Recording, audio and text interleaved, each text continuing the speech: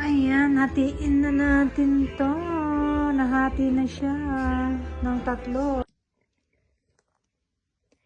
Ayan, i-divide na natin to. Hati-hatiin natin to.